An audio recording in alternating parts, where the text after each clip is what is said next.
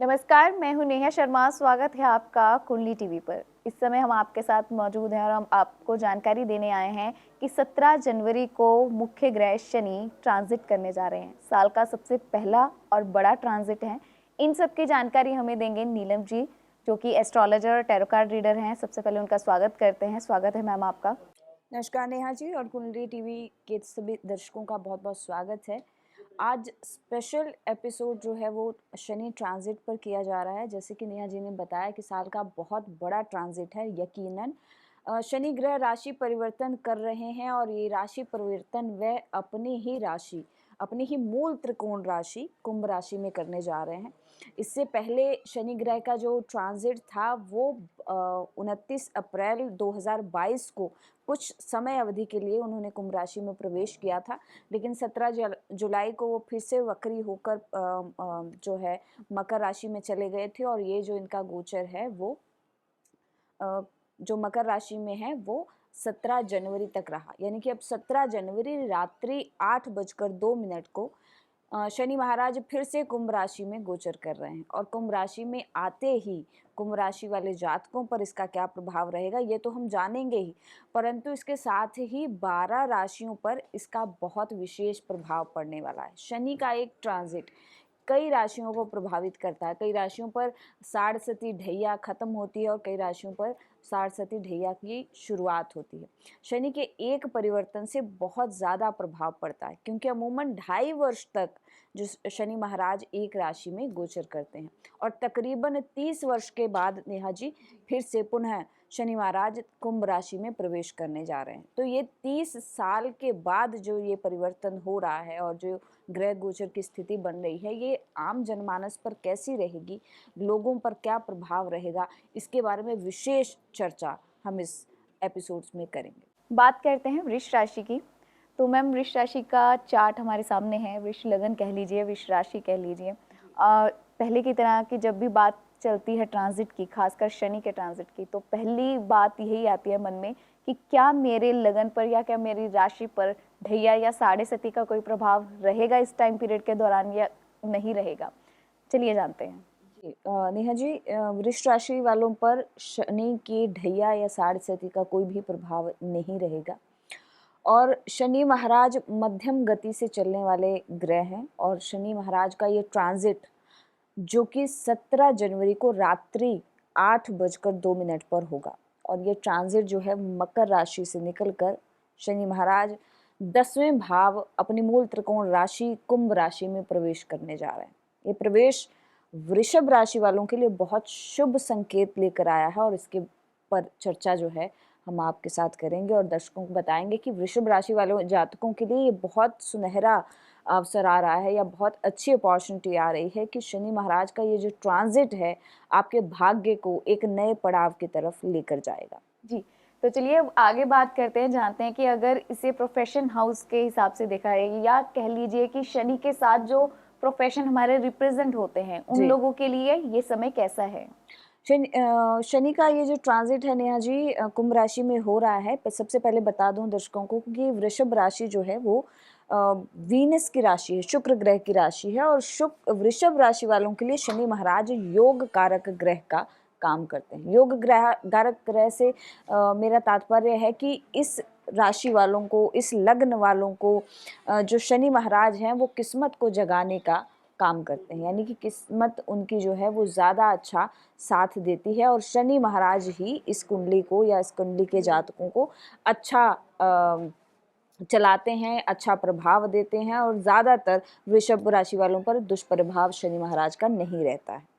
तो प्रोफेशन की बात करें तो इस समय क्योंकि शनि महाराज का 10वें भाव में गोचर होगा, पहले मकर राशि में चल रहे थे और मकर राशि से निकलकर 10वें भाव में गोचर करेंगे। भाग्य स्थान से निकलकर कर्म भाव में आ गए।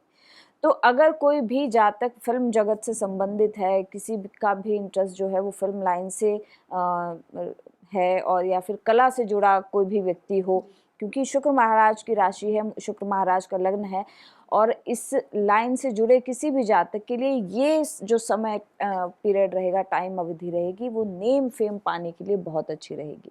इसके साथ ही अपना व्यवसाय शुरू करना चाहते हैं तो व्यवसाय शुरू होने के साथ साथ व्यवसाय में उन्नति, व्यवसाय में तरक्की, व्यवसाय में काम करते करते आपको नए अपॉर्चुनिटीज़ मिलना, नए स्किल्स मिलना, उसके भी योग बनते यहाँ दिखाई दे रहे हैं। ओवरऑल जब वृषभ राशि की हम बात करें तो शनि महाराज का जो गोचर रहेगा कुंभ राशि में, जो होने वाला है इस साल जनवरी में, वो बहुत अच्छा परिणाम लेकर आएगा। और ये जो 2.5 वर्ष तक शनि महाराज रहेंगे, 2025 के मार्च तक रहेंगे इस राशि में, तो वृषभ राशि वाले शनि महाराज की कृपा का पात्र बने रहेंगे। जी, तो चलिए अब आगे बढ़ते हैं और जानते हैं कि वृष राशि के जातकों के लिए मैम, जैसे आपने बताया कि पाया रहता है, तो जी। कौन सा पाया इनके ऊपर शुरू होगा? वृषभ राशि वालों के लिए तांबे का पाया शुरू होगा जी। और तांबे का पाया जो है वो बहुत खराब भी नहीं माना जाता है, लेकिन बहुत अच्छा भी नहीं माना जाता है। कारण इसका भी आगे इलैबोरेट मैं करूँगी। तांबे के पाए के होने के कारण वृषभ राशि वालों को शनि का जो फल होगा वो बेहतर तरीके से मिलेगा, लेकिन कर्म के साथ साथ जितना अच्छा आप कर्म करेंगे, जितनी अच्छी आप मेहनत करोगे, क्योंकि कर्म स्थान में ही शनि महाराज आकर बैठे हैं, उतना ही लाभ आपको मिलेगा। जितने अच्छे कर्म करते जाएंगे और वर्क स्पेस पे अपने से छोटे लोगों को, अपने से जो लोग आपके अंडर काम कर रहे हैं, उनके साथ जितना आपका व्यवहार अच्छा रहेगा, उससे लाभ तो मिलेगा ही, साथ ही बॉसेस का, जो आपसे बड़े पदवी पर बैठे हुए लोग हैं, उनसे भी लाभ मिलने के चांसेस है। क्योंकि तांबे का पाया जो कहीं ना कहीं सूर्य ग्रह से भी रिप्रेजेंट करता है, सूर्य का एलिमेंट है, सूर्य का मेटल है, तो यहाँ पर आपको अपने बॉसेस से, अपने अथॉरिटीज से लाभ मिलता भी दिखाई दे। तो मैम, जैसे वृष राशि के जातकों के लिए किस भाव पर ये ज़्यादा असर करेगा? शनि महाराज, जैसे कि बताया नेहा जी मैंने, दशम भाव में वृषभ राशि वालों के लिए गोचर करेंगे। और अगर दृष्टि की बात करें तो दशम भाव में बैठकर ये 12वें भाव पर इसकी दृष्टि रहेगी। द्वादश भाव खर्चे का भाव होता है। द्वादश भाव जो होता है वो कोर्ट कचहरी के मसले हो सकते हैं, अस्पताल के मसले हो सकते हैं, और ज़्यादा जो व्यय होता है, जो खर्चा होता है, उसका भाव है। यहाँ पर राहु महाराज पहले से ही विराजमान है और शनि महाराज की दृष्टि उन पर रहेगी। तो जहाँ पर शनि महाराज की राहु पर दृष्टि होती है, वहाँ पर राहु बिल्कुल शनि जैसा असर करना शुरू कर देता है और शनि के अंडर कंट्रोल में रहकर असर करता है। तो अगर आपके बहुत ज़्यादा खर्चे हो रहे थे, अननेसेसरी वेस्टेज हो रही थी, वहाँ पर आप देखेंगे कि ये वेस्टेज जो है वो रुक जाएगी। और वृषभ राशि वालों के लिए जो व्यय के हिसाब से जो भी परेशानी आ रही है, या अस्पतालों के खर्चे जो भी बढ़ रहे थे, उसमें काफ़ी हद तक रिलीफ मिलता दिखाई देगा। यहीं पर बैठे शनि की स्थिति आपको विदेश यात्रा के योग भी बनाती दिखाई दे रही है।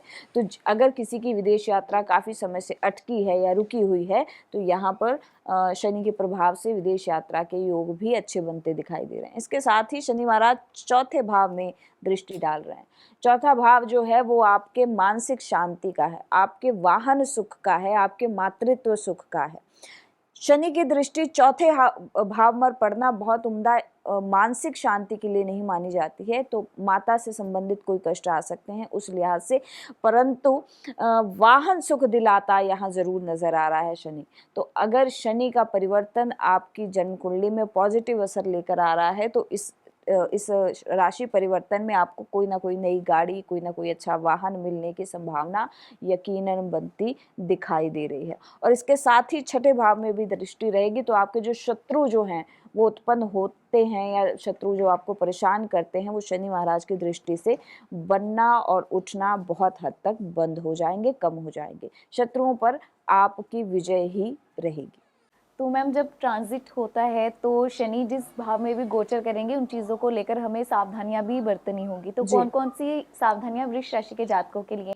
नेहा जी, कर्म भाव के मालिक हैं और कर्म भाव के स्वामी होते हुए कर्म स्थान में ही बैठने जा रहे हैं ये। तो ऐसे में सबसे ज़्यादा अपने कर्मों पर ध्यान जरूर दें। तो वृष राशि वालों के लिए बहुत ज़्यादा ज़रूरी है कि इस समय अवधि में अब दीनहीन किसी भी दुखियारी का या किसी का भी अननेसेसरी जो है वो आप बद्दुआएं ना लें या उनका नुकसान ना करें। किसी के भी प्रॉपर्टी पर या किसी भी के संपत्ति पर गैर कानूनी रूप से या फिर ज़ोर ज़बरदस्ती से अपना हक ना जमाएं, वरना वो आपको कष्टदायक समय पीरियड भी हो सकता है, क्योंकि जैसा आप कर्म करते जाएंगे वैसा परिणाम यहाँ शनि महाराज अब बिल्कुल आपको साथ साथ ही देते जाएंगे। तो इस लिहाज से थोड़ा सा ध्यान रखें। और जैसे कि मैंने मेष राशि वाले जातकों के लिए कहा कि 11वें भाव में शनि महाराज की पोजीशन बहुत स्ट्रांग होती है और यहाँ पर शनि का दान करना बहुत अच्छा नहीं होता है। सेम रूल जो है वो वृषभ राशि वाले जातकों पर भी बैठेगा। दशम भाव और एकादश भाव, ये दो ऐसे भाव हैं जहाँ पर शनि महाराज अगर आकर बैठ गए हैं तो उनसे जुड़ी किसी भी वस्तु का दान, उनसे जुड़ी किसी भी वस्तु का त्याग करने का ये समय उचित नहीं होता है।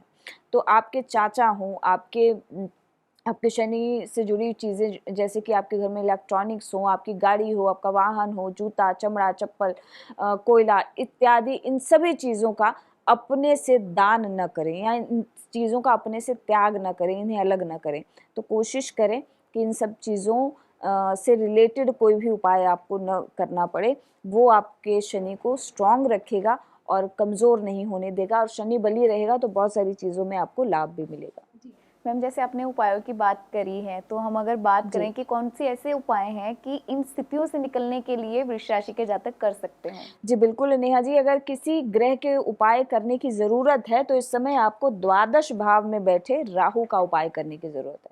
जैसे मैंने बताया कि शनि से रिलेटेड किसी भी चीज़ का दान न करें, ये अपने आप में एक उपाय है। और शनि से रिलेटेड दुष्प्रभाव से बचने के लिए आप किसी का दिल न दुखाएं या किसी का चोरी बेईमानी न करें, वो भी एक उपाय है।